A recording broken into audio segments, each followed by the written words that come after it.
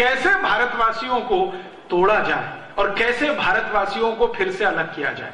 जिन्ना का परिवार ब्याज पर पैसे दिया करता था, ये उनका मुख्य बिजनेस था। कहते हैं कि अंग्रेजों की कौम दुनिया में सबसे निकृष्ट है, कभी भी कानूनी काम करना हो उससे भी कई गुना नीचे गिरकर गैर कानूनी काम भी वो कर सकते हैं। कैसे भारतवासियों को तोड़ा जाए और कैसे भारतवासियों को फिर से अलग किया जाए।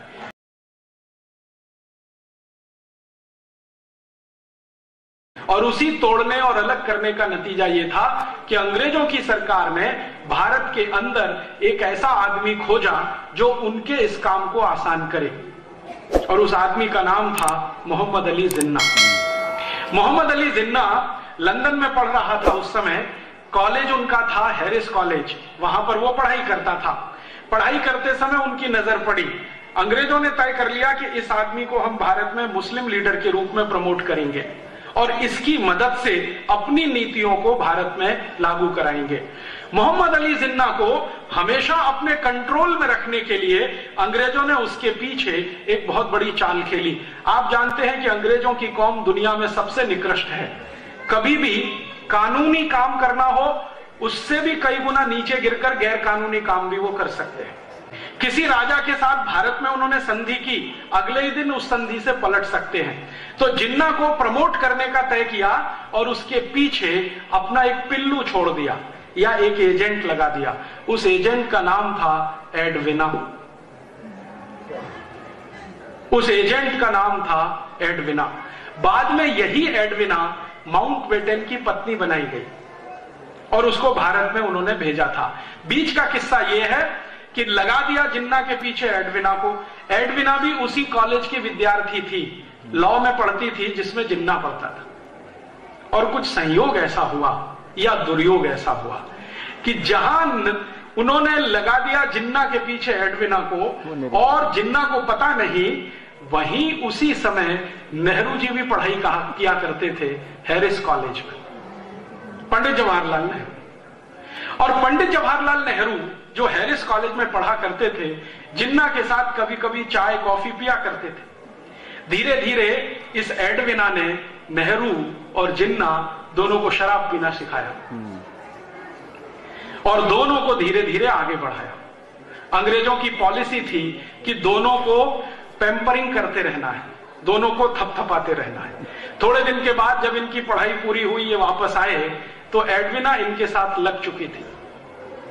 शादी तो उसकी बाद में हुई है, पहले वो लग चुकी थी। एडविना को ब्रिटिश पार्लियामेंट ने एक स्पेशल ऑफिसर बना के एक बहुत बड़ी पोस्ट देकर, सीक्रेट एजेंसी के जैसे एक पोस्ट बनाकर हिंदुस्तान में लगा दिया और उसको कहा गया कि एक ही काम करना है, जिन्ना को प्रमोट करते हुए, पैम्परिंग करते हुए मुसलमानों का नेता घोषित करवाना है। जिन्ना भारत आ गया पढ़ाई पूरी करके।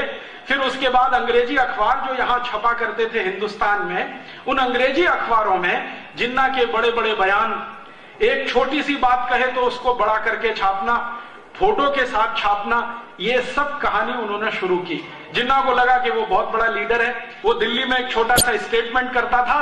अंग्रेजों का अखबार जिसको आप टाइम्स ऑफ इंडिया कहते हैं, ये अंग्रेजों का अखबार हुआ करता था, इसमें फ्रंट पेज पे छपता था। जिन्ना को लगता था अरे बहुत बड़ा लीडर हो गया वो। वास्तव में उसकी बात कोई सुनता और समझता नहीं था। भारत में मुसलमानों के दो वर्ग हैं, एक वर्ग शिया है, दूसरा सुन्नी है। दोनों ही जिन्ना को नेता नहीं मानते थे। शियाओं को पूछो कि जिन्ना नेता बन गया तो शिया और सुन्नी कहते थे जी तो कन्वर्टेड है, हमारा लीडर नहीं है। फिर उनसे दूसरी बात पूछो तो वो कहते थे ये तो सुअर का मांस खाता है, हमारे यहां तो वर्जित है।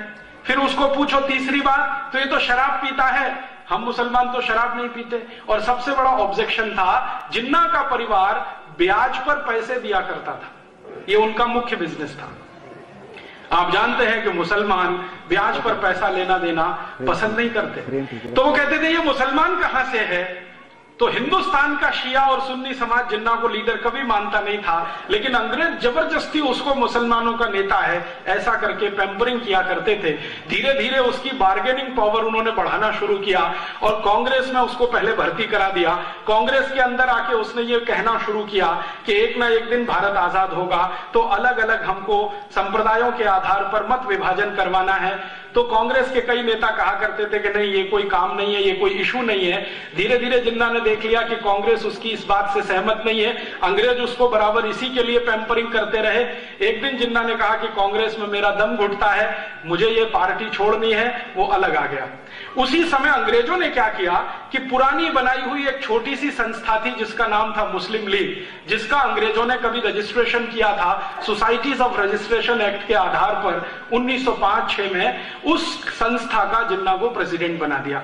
उस संस्था में मेंबर कितने थे? 5, उसमें से एक जिन्ना, 4 में एक टाइपिस्ट जो संस्था का काम टाइप करता रहता था, एक झाड़ू लगाने वाला, ऐसे करके 5 मेंबर थे, छठा कोई मेंबर नहीं था। लेकिन यह संस्था का नाम ऐसा फैलाया, टाइम्स ऑफ इंडिया में पहले ही दिन जब मुस्लिम लीग का प्रेसिडेंट बना तो जिन्ना का इंटरव्यू आया, उसमें पूछा गया कि भाई आपका उद्देश्य क्या है? तो आजादी लेना।